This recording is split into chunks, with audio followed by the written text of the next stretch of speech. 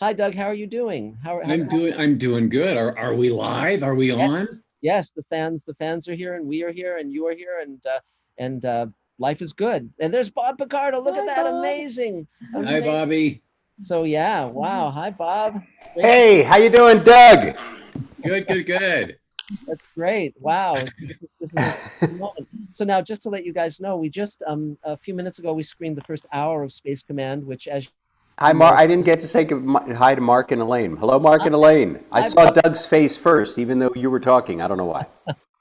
No, it's great, and we just celebrated our 43rd anniversary, so we just got back from Morro Bay, Oh, and life congratulations. Congratulations. Wow. life is good. Yeah, absolutely. We just had to find young people to drain their life essence, so we can stay at the musical. And, Well, Doug is not yeah, even 43 years old yet, as I Doug is, recall. Doug, No, wait. Whoa, are you kidding? I just turned 60. Are you kidding yeah, me? that, Holy and that shit. and that's great news, Doug, because Rockney O'Bannon and I are creating a new show called Sweet Haven, where everyone under 60 dies from a genetically altered disease, and the people 60 and above have to save the world. So we have roles we've written for Bob Picardo and Mira Furlan and George Takei and so forth. But now that you've hit 60, But you can leave the no, lead. but everybody thinks Doug is only 43, so they kill him in the pilot, is what I was told. Yes, exactly. It's a Yes, mistake. As he's dying, he's going, wait a minute. yes, Here's my ID. Look at my license. Hey, Mark, can I jump yes, in for a second? yes, David. I Hi, hear Bob. David. This is David Bartlett. Your Hi. microphone is turned up quite a bit. Is there a way to turn it down? Let me go into my No, you're settings. good. Or you could just talk very softly. No, that's Yeah, never gonna happen.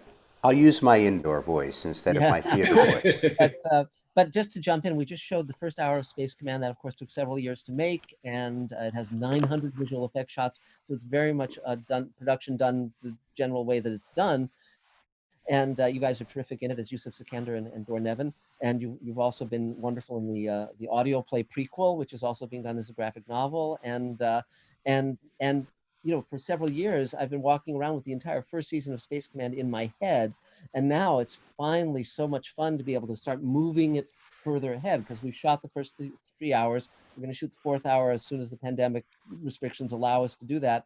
We're building creatures and building sets and all of that. But we got this Elaine. Well, I got the crazy idea of doing this pandemic episode, Ripple Effect, and Elaine jumped in, and it grew from being a vignette to being an hour to being 2 hours.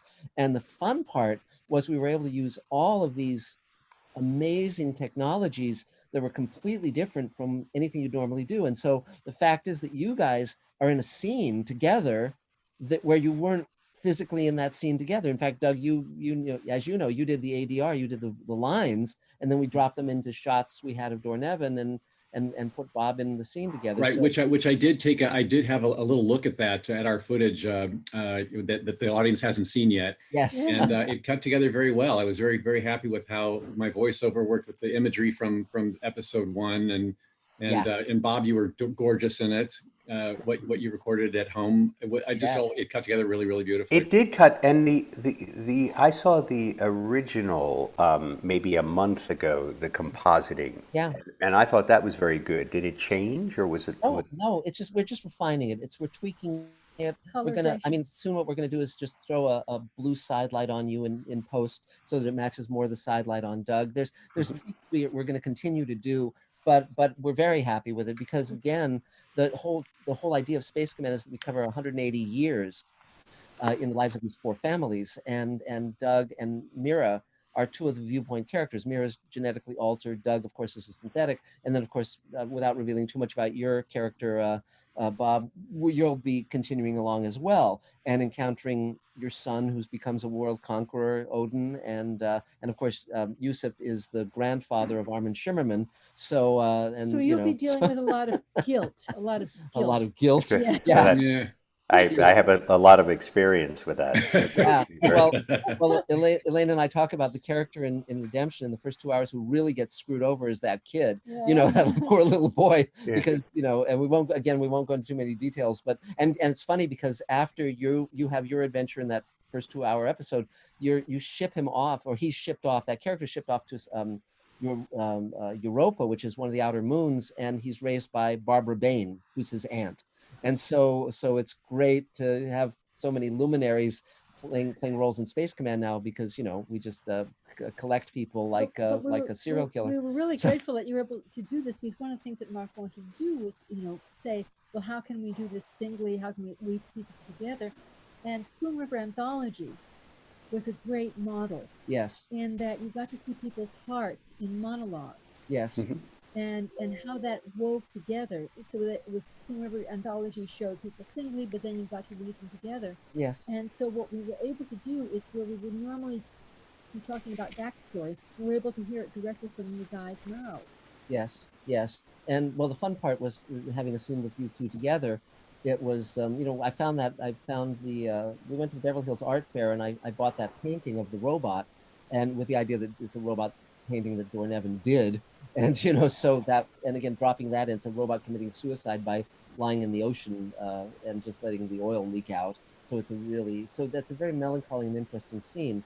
So it could be titled. Are we the only compositing that's in the whole thing? Because I didn't see the No, whole. no. So there's lots of compositing. We have a Yeah. scene with Matt Hammer, who's Jack Hammer's great grandson, who's captain of the later version of the Paladin, and we dropped Elaine's head into one of the crewmen behind him. So she's operating the controls behind him. Well, So one of the you know, best was we have somebody green screen in from Canada to Georgia. yes, we have a scene Uh-huh. with a father and daughter where the daughter was in Atlanta. No, the son, the father's in Atlanta, the daughter's in Saskatchewan, and they look like they're in the same living room together. Ah, So it's So, we've been using a lot of gags, but but, let's but okay. getting to you guys, Yes. you both had and done wonderful, wonderful character work, which rose to being sort of the lead quality. Yes. So, just in terms of the kinds of things that have really moved you, that we've really been happy as a performer, as an artist, to be able to bring to the world, what are some of your highest end favorite things that you've ever had a chance to do? I, I missed the very last thing you said. What were some of the highest what? The highest, the ones that were closest to your heart, that you were most grateful to Oh. be able to do. Davidson, we need you to speak up.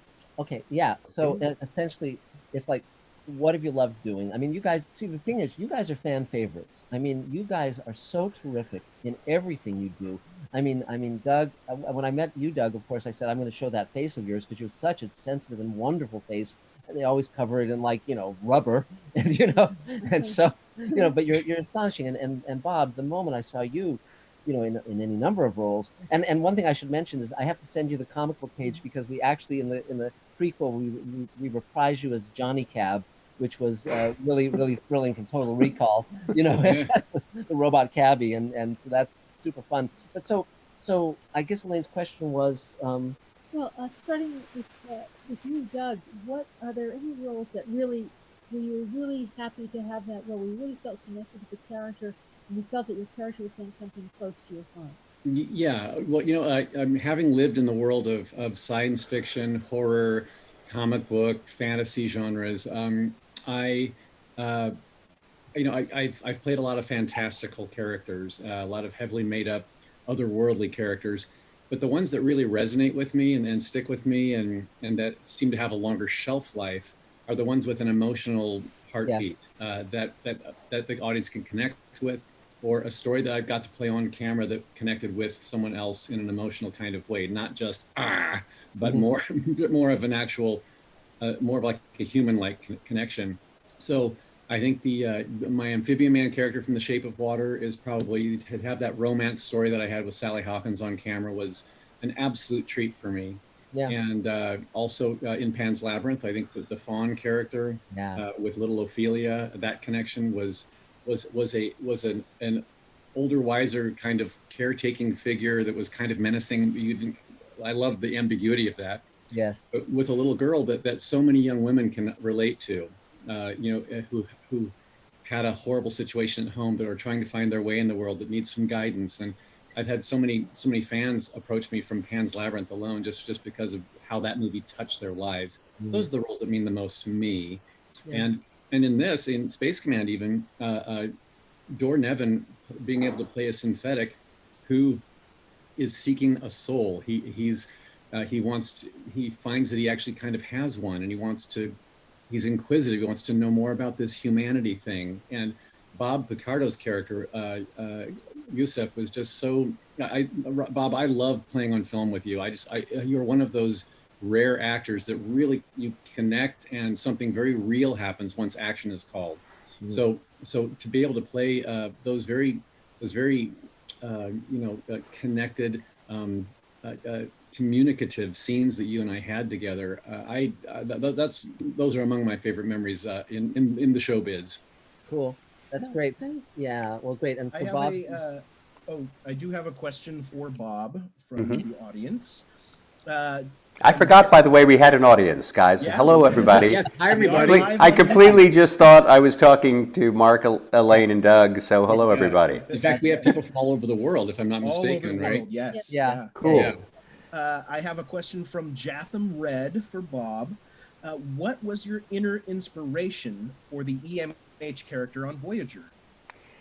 Well, it's kind of a tough thing to answer because the character, when he was initially activated, was a blank slate. He was simply a giant database of information and then a bunch of new and untested algorithms that were supposed to help him develop a bedside manner. He was supposed to be able to grow a personality, or at least a sympathetic affect in interfacing with his patients. So I don't, I can't honestly say that I knew what to base him on because I was in uncharted territory, so to speak. But I did remember thinking of, after faking my way through the pilot and not quite understanding what the character was going to be or where he was going to go, in the very second episode of our show, when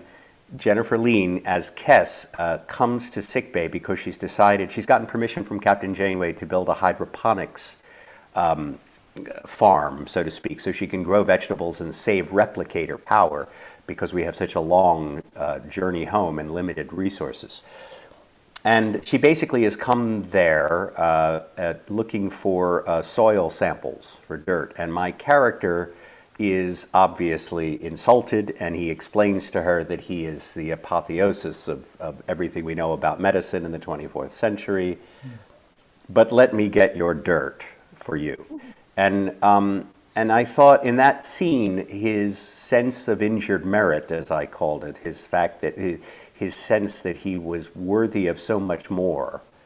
He was designed to do so much more, but now every little tedious run-of-the-mill science and medical responsibility was going to fall on his shoulders, and he was hurt by that. So I thought of the line, one of my favorite lines in Paradise Lost, in Milton's Paradise Lost, to explain why Lucifer falls from grace in heaven. Milton says it is his sense of injured merit, that he was not being recognized appropriately for what he was and what he had to offer. So that sort of stuck with me, and that's what I think was the source of the Doctor's bad attitude. And I thought of that a lot, and also just the fact that you have all of this power of knowledge, right? You have this, you know everything about your field, but any idiot can turn you on and off like a light switch would make anyone mad, right? Because you have enormous power and complete vulnerability at once. That was the core, I think, of his bad attitude, his arrogance, and then the underbelly of vulnerability.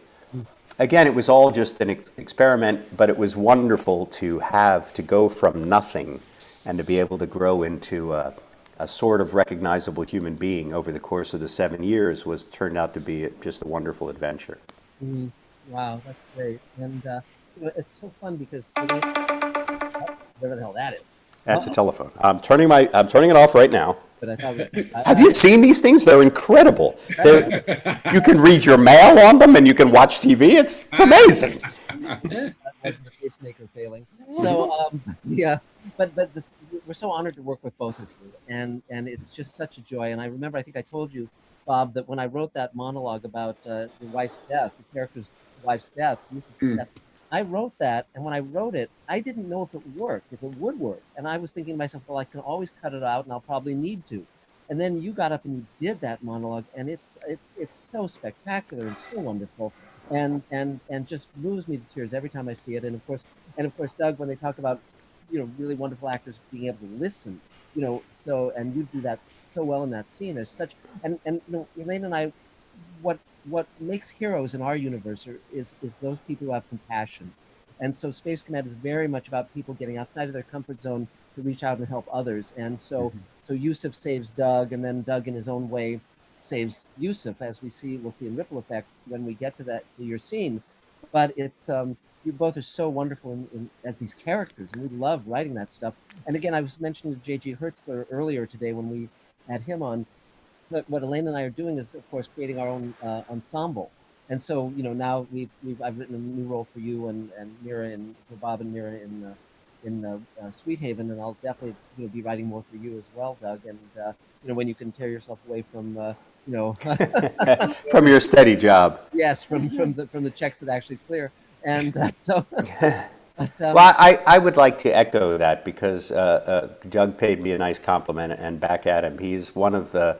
You look into his eyes, and here he is playing an artificial intelligence character, but he's trying to deeply figure out why he is different from the others, and why, and what is he supposed to do? He's the developing sense of identity and going, how now that I believe that I have a self, how do I remain true to this self that I'm just coming to recognize? So he's a great listener. It doesn't. When I first read it, I thought, why is this man becoming confessional? Really, it's a story that he has probably shared with no one certainly in this world, right. and has maybe right. shared with no one ever. So in a way, he could never share it with another human. But because this strange new creature, this artificial intelligence that is different from the others and has this extra capacity, seems to be curious about him. The observation he's made right before in the scene about him praying, which, by the way, is the thing that interested me most about the character was that he was having a crisis of faith. I thought that was the hook that got me, and also that he was of a different faith. And at the time we shot it, I mean,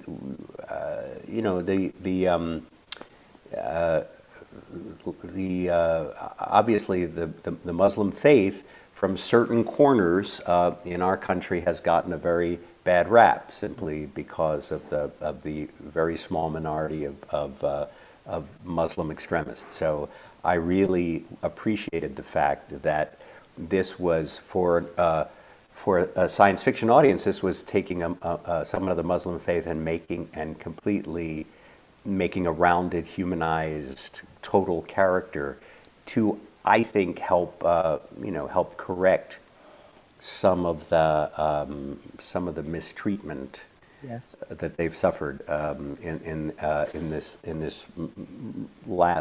since 9/11. So in any case, that was something that I found very attractive about playing the character. But Doug is, to get back to Doug and working with Doug, he's a tremendous listener, and he reacts nuance, moment to moment, with everything you say and do. So it's very easy when the camera rolls and they call action. It's very easy to get into that zone of you don't know where you're going to go, but you know that you're safe there, and you're with someone who wants to make the journey with you, and you just forget about all of the, you forget your real identity, you forget about all the people with the lights and the microphones around you, and you just go into another world. And when you work with an actor that helps you do that, then they're doing more than half of your work. So I appreciate that. And speaking of Doug, we have a question for Mr. Jones. Okay. From what is that? Johnny 5 for Life, who asks, "What is your favorite thing about playing Doorn?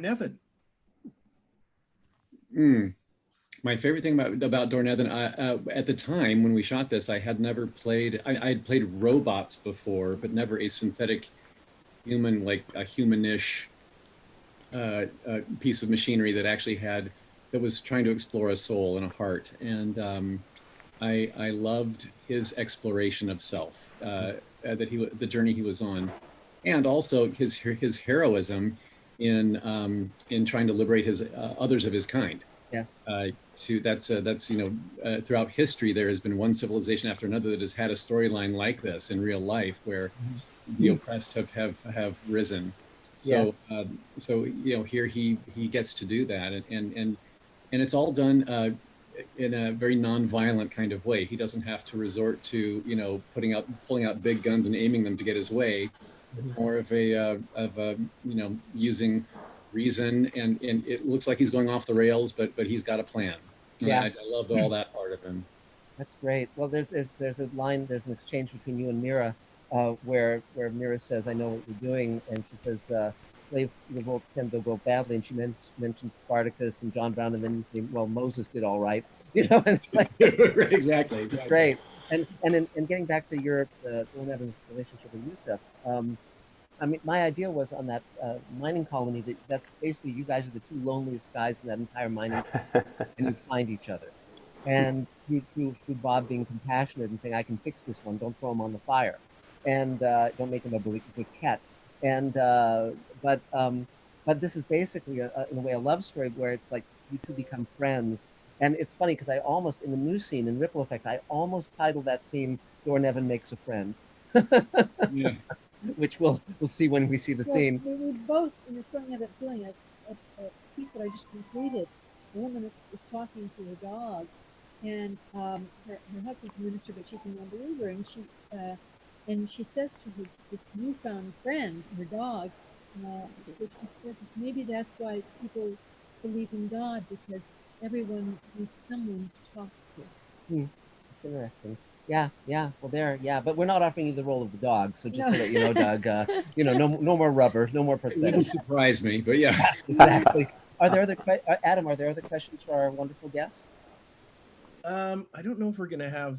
We have time for maybe like one more. Sure, you bet.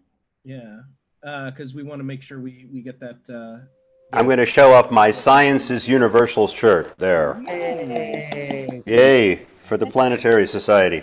Well, you should. I want to compliment you not only on your Muslim character, but you made a great rabbi. In Hail Caesar, yeah. Thank you. I have, in the space of 1 month, not that long ago, I think when I did the reading, when we did the audio play for you, and I played a Muslim character again, within 30 days I played a Catholic priest, a Jewish rabbi, and then a Muslim character for you, all in 30 days. So Yeah. you know, I'm really, all I have to do. I haven't done Hindu yet, so but We'll work on that. Yeah, exactly. But cool. So moving. Oh, go ahead. There was a So Adam, did you say there was a question? I'm sorry. Yeah. So let's see. Bob, you were in Total Recall, and Doug, you were in The Shape of Water. So why did you get involved with the independent style of production there? That's a great question. My career has been like this all for 34 years I've been acting now. Of Space Command, the independent production of Space Command. Yeah. Right. So yeah, between bigger jobs that pay the rent, when there is an independent film that or project that is of interest, where if the director is there that I feel safe with, if the script is there, if the character is there that I want to explore, if I get to play on film with someone interesting that I haven't had the chance to yet, if all those things are in place and the calendar works out, why not? So this is Space Command was one of those projects, and I met Mark earlier at a year or two before where I won the Saturn Awards. Yeah, when I won it. Yeah. Yeah, and just on the red carpet of the Saturn Awards before the show, and he complimented my outfit, which I was very proud of, and so after when we figured out who each other was, it was like, oh my gosh, yeah, so let's work together sometime. That'd be great. And then he created Doorn Evans for me. So it's like, especially with his handcrafted, specifically molding this character for me personally after meeting me, that made it even more special to want to play. Yeah. Well, it's funny because Armin Shimmerman, I met Armin on the set of Deep Space Nine, and I said to him at that time when I met him, I thought he was just terrific. I said, I'm a producer and I'm going to hire you. And he later told me that it was the only producer who ever said that and meant it. And so when I say I'm Right. going to write a role for somebody, I mean, it's like, this is bullshit. It's just, and Bob, they were asking about Johnny Cab. I don't know if you want to. Oh yeah, I was going to say that was the oddest. The reason I made a face on the question is I can understand saying, Bob, you did 7 years of of studio franchise television on Star Trek. Why would you do an independent production? But Bob, you worked one day molding the head of a puppet in a movie called Total Recall 30 some years ago. Why after that would you want to become involved in an independent production? Well, because one day of work didn't seem like a career to me. No. First of all, the reason I was in Johnny Cab was I had worked for the great Rob Bottin a couple of times in movies like The Howling and Legend. And that was my swan song to special effects makeup. I have since become so claustrophobic that I find it hard to look at a picture of Doug Jones in makeup, much less wear it myself. So I don't. But the last time I did a makeup effect of any size was the casting of my head for the Johnny Cab puppet. But if I just take the essence of the question, which is why do you get involved in a independent production? To me, it's always the role. The fact, Mark, you said to me when you were describing the character, you said it's your opportunity to re-examine some of the same issues and stories that you did on Star Trek from the other side of the table. In other words, this time I am not the artificial intelligence who's fighting for his own identity and sense of entitlement, but I'm the guy who is unwilling to acknowledge an artificial intelligence as an individual. Who I had to face off with. That was basically Captain Janeway's role opposite me in Voyager. That in conjunction, as I said earlier, with the fact that he was undergoing a crisis of faith and that I was playing someone from a different culture that I had to learn about so that I could look convincing having just finished praying. And also those things are what captured me. And as Doug said, we in our careers, we balance what we like to do and what we want to do with other jobs where we make money. Often we like doing them too, and other times we have jobs to make money that are, that are not necessarily where our heart is. But it's always about the writing. It's also about the other actors you get the opportunity to work with. And, so there are a million reasons why you decide to do a smaller budget production. I've already shot a Zoom movie about COVID-19 lockdown, where I play a therapist to a guy who's having a very difficult time in self-isolating. Great. So, it's always about the character. And Bob, one thing I wanted to mention is that when we recorded the audio play, as I mentioned, I had written the role of a robot cabbie. And then, of course, when you were there, I said, can you do Johnny Cab? And so this is the page. It hasn't been colored yet, but this is the page from the Space Command comic book where you can see Johnny Cab. Well, you better. It's not my intellectual property right, so you'll look out for yourself there. Yeah, I will. All right, I cannot indemnify you. I'm sorry. Right, exactly. Yeah, but you'll bake me a cake when I'm in prison. But so I think we've run out of our time for our wonderful time together. But my gosh, it's been great seeing you and talking with you. And the fans are going to love the scene you do together in Ripple Effect. And there's a lot of fun ahead. And congratulations, you're both brilliant, wonderful actors, and you have wonderful hearts. And God, we love working with you. So thank you so much, guys. Thank you very much. Asking you guys questions. Yeah, thank you. Thank you, Adam. Thank you, Doug. Good to see you. I hope I see you, in the same room sometimes when when all of this craziness is behind us. Trek convention's back. I hope so. We can see yes, if they do, we're ever allowed to sit down and have dinner across the table from each other again, I look forward to it. We would love that. Yes, let's do it. All right. Bye-bye, Mark and Elaine. Talk soon. Thanks so much. Take care.